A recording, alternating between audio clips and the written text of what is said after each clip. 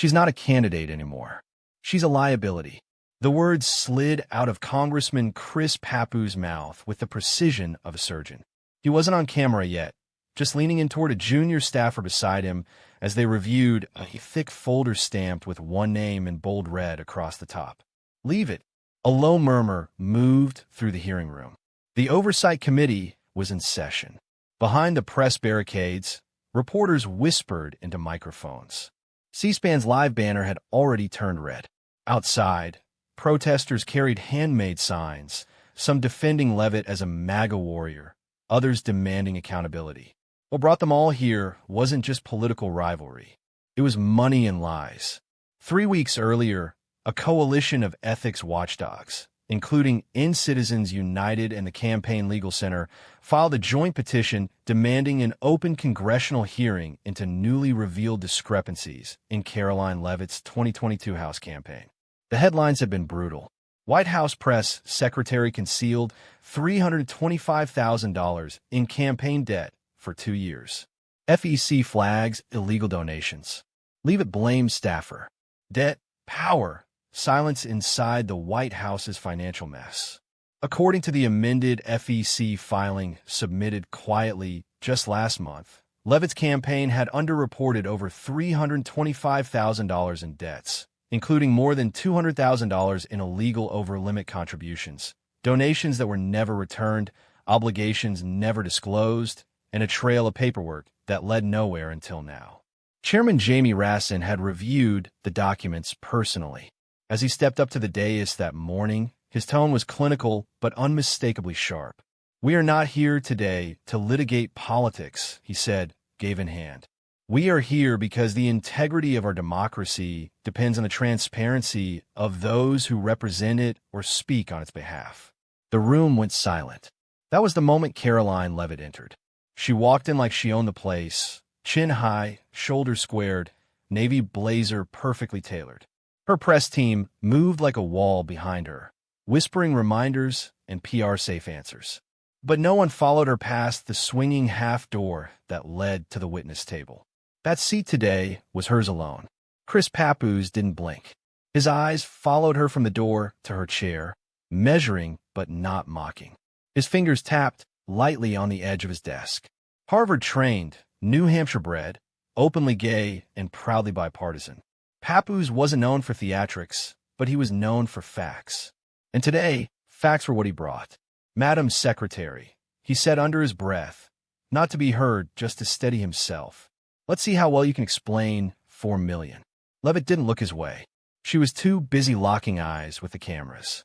She knew how to play to a crowd. Her face was set in stone, her lips poised just above a smirk. For years, she had built a reputation as the Trump administration's most combative voice, someone who'd turn every question into a talking point and every press briefing into a war zone. But this room wasn't cable news, and the people sitting across from her weren't paid pundits. This was a hearing under oath, and the men and women in front of her could refer her to the Department of Justice if they believed she had broken the law. "This is the people's room," Chairman Raskin said, breaking the silence. "And we begin today's session to examine potential violations of federal campaign finance law, specifically relating to the undeclared debts of Karoline Leavitt's 2022 congressional campaign." No one interrupted. No one moved. Chris Pappu sat forward, finally opening his folder. Inside was a timeline, receipts, copies of FEC letters, internal memos, a 2-year paper trail that began with a failed campaign and ended at the West Wing podium. He didn't need to speak yet, not until she did. But as the hearing clock started, he leaned once more to his aide and whispered quiet enough not to be picked up by the mic, but loud enough to set the tone. "This time, the room's not dark. She can't spin this. The light's on her, and light burns. Miss Leavitt, do you understand that we didn't need the FBI to find the $325,000? We just had to open your amended FEC filing." Chris Pappu's voice was measured, but sharp enough to pierce through the tension blanketing the hearing room.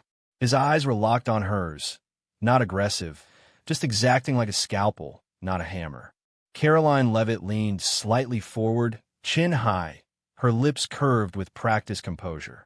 "Congressman, The debt was disclosed in our amended filing. And to be clear, I never personally received or authorized any unlawful contributions. The campaign committee is a separate legal entity. Papoose blinked slowly. A faint smirk tugged at the edge of his mouth, but he didn't give it air. So, you're the only candidate in U.S. history who ran a campaign that somehow didn't involve you. Levitt's jaw ticked. I wasn't the treasurer. I didn't handle compliance. Those responsibilities were delegated to professionals. When we discovered the issue, we corrected it. 2 years later, Papoose said crisp. She started to respond, but he didn't let her. The FEC requires over-the-limit contributions to be refunded within 60 days. Your campaign kept $200,000 in illegal contributions, not for 60 days, but over 700. Leavitt's tone sharpened. The donations were flagged during a post-election audit. As soon as the issue was identified, we worked with legal counsel to amend the report. The error stemmed from a duplication in reporting. The error stemmed, Papa cut in, from a deliberate choice to keep money that should have been returned. A choice that became a scandal only when the press caught up. She inhaled slow but deliberate. That's not accurate. I was informed of the issue after the campaign concluded. I was no longer a candidate number. But now you're the White House press secretary, and the debt still exists. So I'll ask plainly, did you or did you not benefit from that $325,000 during your campaign? A flicker of her eyes toward her attorney. Just once. Every expenditure was used to promote our message to reach voters, just like every campaign. Except not every campaign is under federal scrutiny for laundering illegal contributions. Silence. Then Levitt, more forcefully. There was no intent to deceive. No personal enrichment. I've complied with every inquiry. Papoose leaned forward, his voice low and deliberate. But you didn't volunteer the truth. You reacted to exposure. You amended your filings after notice broke the story. After End Citizens United filed a complaint. That's not transparency. That's containment. Her lips parted, but no words came. Let me ask a simpler question, he continued. Can you name one, just one, expense from that $325,000 that did not directly benefit you politically? She opened her mouth, closed it. Because if you can't, he said, then this isn't clerical. It's calculated. And now, sitting in the most visible communications post in the country, with that debt hanging over your head, you expect us to believe you're above influence. That landed. Papoose let the silence sit for half a beat. Then this isn't just about campaign finance. It's about trust. It's about whether Americans can believe the words coming from that White House podium when the person behind it still hasn't paid back $4 million in illegal cash. Levitt, voice steady but thinner now. Every campaign faces challenges in reporting. What matters is that we address them. I'm here under oath to do exactly that. Papoose nodded slowly. No smile, just razor logic. The American people don't want after-the-fact apologies. They want before-the-fact integrity. He closed the folder, placed his pen gently on top, and leaned into the microphone. I yield back, Madam Chair. Chris Papoose flipped a page. Let's walk through the timeline, Miss Levitt, because dates don't lie. He held up a document, clean, printed, clipped. This is your campaign's financial disclosure filed in September 2023. In it, your team reports approximately $100,000 in debt. Nothing alarming, nothing unexpected. He set it aside and picked up another sheet. This one visibly marked with yellow highlights and sticky tabs. And this, filed in January 2024, is your amended report. It now lists $325,000 in debt, including over $200,000 in impermissible donations that had not been refunded. He paused, let hang in the air. So, the question before this committee is not whether debt existed. It's why your campaign waited 14 months after the election and only 4 months after the original filing to suddenly discover an additional $225,000 in liability. Caroline Levitt folded her hands on the table, breathing slowly. As I've stated, Congressman, the discrepancy was the result of a filing error by a former staff member. Once it was discovered, it was addressed immediately. Right, Papoose said. And what's the name of that staffer? Excuse me. You said it was a staff error. Who was the staffer? She hesitated just slightly. I don't believe I'm at liberty to name personnel involved in internal administrative matters. You're not at liberty, Papoose echoed, eyebrows raised. Ms. Levitt, this is a congressional hearing. You're under oath. If someone misreported $250,000 on your behalf, the public has every right to know who and why. Levitt's mouth tightened. The individual in question is no longer with the campaign. They were terminated following an internal review. Terminated, Papoose repeated. And when exactly was that termination? Late January. He tapped the second filing again. So just days after the story broke in the press. Coincidence? It was the result of the audit process, Levitt said stiffly. Sure, but here's what I find interesting. Papoose leaned forward. The debt was incurred in 2022. It went unreported in 2023. It was only revised after media scrutiny in 2024. And now the person responsible for the error was let go after the story became public, but never named, never mentioned in your statements, and apparently still remains anonymous. That's not accountability, Miss Levitt. That's damage control. Levitt started to respond, but Papoose didn't give her the space. You know what I think happened? He continued. I think someone in your campaign flagged this back in 2022. I think they raised it internally. And I think it was ignored because cleaning it up would have cost money, time, and headlines. He let the accusation breathe, and when the press got too close, the fallback plan was simple. Blame a nameless staffer, claim ignorance, fire someone quietly, then hope no one on this side of the desk actually knew who and when. Caroline stiffened. That's speculation. That's a pattern, Papoose snapped. And frankly, it's familiar. It's exactly how corruption protects itself. By pretending incompetence is an excuse. A flicker of movement behind her. One of her aides leaned forward, whispered something. She nodded once, visibly collecting herself. Again, I had no direct knowledge of the discrepancy until I was briefed post-election. The campaign handled the correction in consultation with legal counsel, and we've cooperated with every request since. Except this committee, Papoose said. She blinked. Excuse me, you didn't disclose this discrepancy voluntarily. You didn't submit a personnel report. And today, you refuse to name the individual responsible. That's not cooperation. That's concealment. Silence. So let me ask one more time. Was there any discussion within your campaign about refunding those excessive donations in 2022? Yes or no? A glance sideways, then back. Not to my recollection. That, Papoose said, is the most convenient answer in Washington.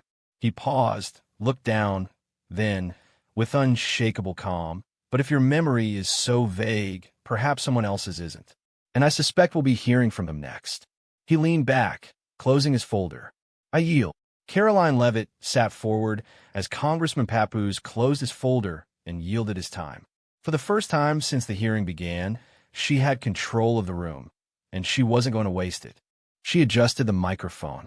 Let me be very clear, she began, her voice sharpened but composed. There's been a narrative pushed here today that I'm corrupt, that I'm complicit, that I'm somehow running a shadow operation from a podium I earned through dedication and performance. That narrative is false, and frankly, it's offensive. She looked around the chamber, then directly into the cameras. This is not about campaign finance. This is about a partisan attack on a conservative woman who dared to step into one of the most visible roles in this administration. I wasn't notified of any violation in 2022 because the relevant communications never reached me. They went to campaign staff, to legal counsel, not to me, and I refuse to be held responsible for documents I never saw. She leaned back slightly, confidence on display. I'm tired of being told that not knowing something is a crime. A few murmurs rippled across the hearing room. Papoose reopened his folder slowly. Madam Chair, may I reclaim time? You may, the chair responded. Papoose looked up. His voice was low, controlled, but colder now. Miss Levitt, ignorance may not be a crime, but in your case, it's a little too convenient. He pulled out a printed letter, holding it between two fingers. This is the complaint filed by End Citizens United in October 2022. It cites violations in your campaign, specifically regarding excessive contributions not refunded within the 60-day window required by federal law. He laid it flat on the desk. It was filed publicly. It was picked up by national media. And yet your campaign did nothing. No refund, no response, no amendment until over a year later. Levitt didn't flinch. I wasn't made aware of that filing at the time. I didn't read the complaint. I wasn't CC'd on the response. It's not uncommon for legal teams to handle these things without escalating every notice to the candidate. So, your position, Papoose replied, is that a formal complaint accusing your campaign of breaking federal election law somehow slipped through the cracks. My position, she said sharply, is that I was not informed, and I will not take the fall for a breakdown in internal communication I had no part in creating. You were the candidate, Papoose countered. You were the brand. The money was raised in your name. It funded ads with your face. Yet now, when it comes to accountability, you're invisible. Levitt narrowed her eyes. I was also 25 years old at the time. I relied on seasoned professionals, consultants, compliance experts, lawyers. That's not evasion. That's delegation. Papoose didn't smile. Delegation is not a shield. He tapped the document. This complaint was not a footnote. It was a flashing red light, the kind that demands a campaign halt, review, and act. You ignored it. I did not ignore it because I didn't know about it. And if we hadn't held this hearing, Papoose asked, would you know about it now? Levitt opened her mouth, paused, then settled on, I can't answer hypotheticals. That's convenient. He leaned in. Do you know what Citizens United said in their complaint? Silence. They said your campaign took illegal money and then sat on it for months, that you were warned, that you delayed, that you allowed your campaign to remain non-compliant, and when questioned, you did what political operatives always do. You found someone else to blame. Levitt's tone dropped almost flat. This is a smear campaign. No, Papoose replied. This is the consequence of treating ethics as optional. He paused, then stood the document upright. You don't have to break the law to break the public's trust. Sometimes all it takes is pretending you didn't know. He closed the folder again. No theatrics, no raised voice. And pretending not to know is not the same as leading. Chris Papoose placed a thinner, more recent folder on the table. Miss Levitt, let's talk about the future, or more precisely, the very near present. She folded her hands, expectant.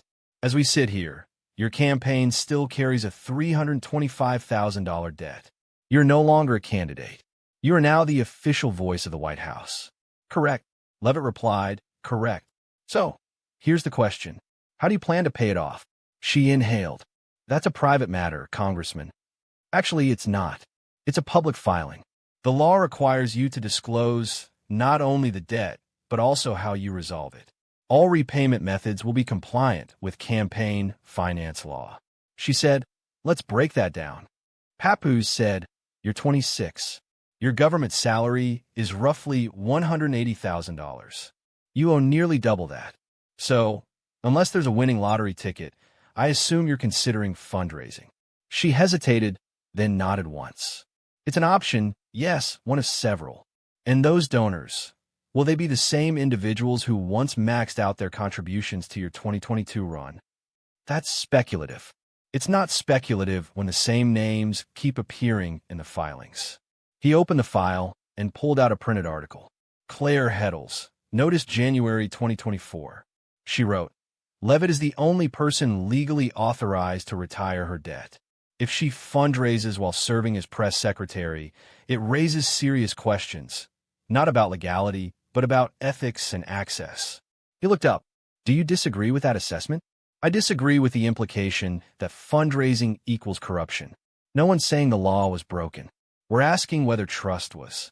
Levitt leaned forward, firmer. I have never exchanged access for money, and I never will. Every dollar will be reported, vetted, and legal. That is more than many in this town can say. You represent the voice of the president. Papoose said, if a donor cuts you a 5-figure check while you hold that post, what exactly do you think they're buying? Nothing. They're contributing to close out a past campaign, not influencing present duties. So, they're giving you money just because because they believe in my message, because they supported my run, because they want me to succeed. Papoose raised an eyebrow. Or because they want you to remember their name the next time they need a phone call returned from inside the West Wing. I won't apologize for having supporters. Support is not the issue. Solicitation is. A pause. Would you commit under oath that you will not fundraise from lobbyists, corporate PACs, or political donors while holding your White House role? Levitt's jaw set. I will commit to following the law. That wasn't the question. That is my answer. Papoose didn't blink. Miss Levitt, when political figures say, we follow the law, what they often mean is, we found the thinnest line we could legally walk and we danced on it. Congressman, you're assuming the worst. Without evidence, I'm assuming what Washington has proven over and over, that the people with access rarely need to ask for favors. They just let the check speak for them. He leaned in, voice calm as ever. So, when a donor gives you money now, they're not paying for your past. They're investing in your present.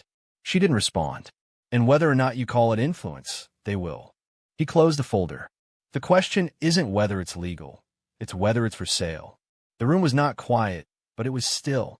Even the reporters had stopped typing. Chris Papoose didn't reach for another document. He didn't raise his voice. He just asked, Miss Levitt, you spent campaign money that wasn't yours to keep. His tone didn't rise. It dropped. You didn't report it for 2 years. And now you stand behind the White House podium speaking not just for yourself, but for the entire administration. A pause. This isn't about party. This isn't even about policy.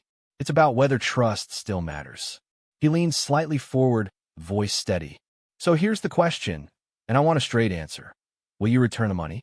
Levitt blinked once, her hands clasped tighter. I will comply with all FEC guidance and ensure any outstanding. Papa cut in, not sharp, just final. That's not an answer. Silence thickened. You're the only person authorized to issue refunds. No one else. Not staff, not counsel. You. Levitt looked around briefly. The pause betrayed more than any sentence. Any repayment would be handled through the appropriate. That's procedure, Papa said. I'm asking about choice. Will you give the money back because it's the right thing to do? No answer. He let that linger. That if you keep it, people will assume why. If you give it back, they'll wonder what took so long. And if you won't even answer, they'll know exactly where your values stand. He stood there for a moment longer. Not for drama, just clarity. Then he sat down. The question hung in the air, untouched, and for the first time all day, Caroline Levitt had nothing to say. She said nothing. Not a word, not a nod, not even a breath that could be mistaken for conviction. As the camera zoomed in, Caroline Levitt sat frozen, hands clenched, eyes steady, mouth sealed. Not because she had nothing to say, but because there was nothing left to spin. The footage aired live, then clipped, then captioned. Within an hour, Pay It Back was trending on X. By evening, it had been joined by MAGA money laundering, 325K silence, and a meme of Levitt Photoshop next to a vault marked donor access only. Late-night hosts didn't need punchlines. They just played the clip. Progressive influencers hailed it as the moment Magri met the congressional wall. Even center-right commentators couldn't defend the optics. There's dodging, and then there's disappearing in real time. And through it all, Chris Papoose said nothing more. He didn't grandstand, didn't take victory laps. He simply packed his folder, nodded to the chair, and walked out of the hearing room. The press didn't need his commentary. They already had their headline. The man who asked the only question that mattered and waited. By morning, editorials hailed him as the steady voice of accountability. A Democratic strategist put it simply. In a room full of microphones, he used silence better than anyone. But it wasn't really silence. It was judgment, not fueled by outrage, but by unwavering truth that refused to blink. In the days that followed, Levitt disappeared from cameras. No press briefings, no tweets. Whispers of a potential ethics review began to circulate. Donors started asking questions. And somewhere in the background, that $325,000 didn't move an inch. Because now it wasn't just a number. It was a symbol of how closely power and corruption can sit at the same table. How easily truth can be silenced if no one dares to speak it aloud. But sometimes someone does. In a nation where money keeps trying to rewrite the rules, there are still those who choose reason and truth to hold the pen.